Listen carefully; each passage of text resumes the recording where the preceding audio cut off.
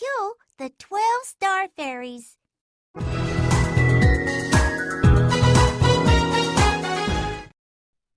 정자각 뒤편으로 높이 솟은 언덕 위에 선덕왕후의 봉분이 자리하고 있다.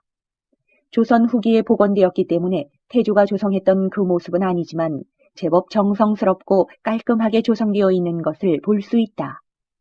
봉분에는 병풍석과 난간석은 세우지 않았고 상석과 망주석 한 상이 자리를 지키고 있다.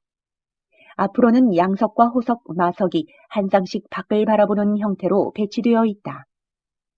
여인의 무덤이기에 따로 무인석은 세우지 않은 듯하고 문인석만 보인다. 사각옥계형으로 만들어진 장명등이 중앙에 우뚝 서 있는 모양새다. 기본적으로 조선 왕릉의 규범을 따르고 있다. 정릉에서 가장 특이하고 의미 있는 성물은 바로 장명석이다. 고려시대 공민왕릉의 양식을 따른 것으로 조선시대 처음 만들어진 석물임과 동시에 유물 자체가 지닌 예술적 가치도 높다고 볼 수 있다.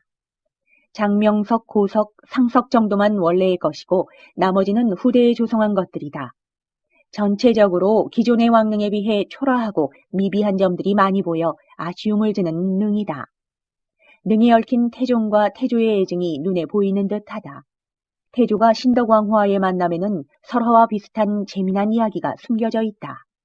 만날 당시 태조는 이미 고려에 촉망받는 장수였고 첫 부인인 신의 왕후와의 사이에서 장성한 자녀들을 두고 있었다고 한다. 호랑이 사냥을 하던 이성계가 목이 말라 우물을 찾았는데 그 앞에 여인이 있었다.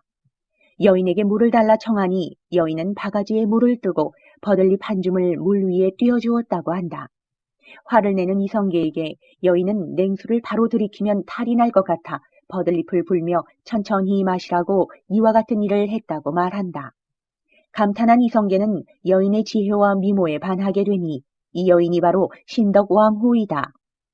나라를 세운 시조에게 있는 신성함과 숭배 사상이 반영된 믿지 못할 이야기일 수도 있지만 이성계가 20살이나 어린 신덕왕후를 왜 사랑하게 되었는지를 대략적으로나마 알 수 있게 하는 이야기이다. 사실 신덕왕후는 조선 건국 과정에서 태종과 상부상조하는 관계였다. 이성계가 크게 다쳐 정몽주가 그를 제거하려 했을 때 여묘살이를 하던 이방원을 급히 해주로 보내 이성계를 살려낸 것이 신덕왕후였다. 이방원이 정몽주를 죽였을 때 대신을 함부로 죽였다고 크게 꾸짖던 이성계의 분노를 잠재운 이도 신덕왕후였다.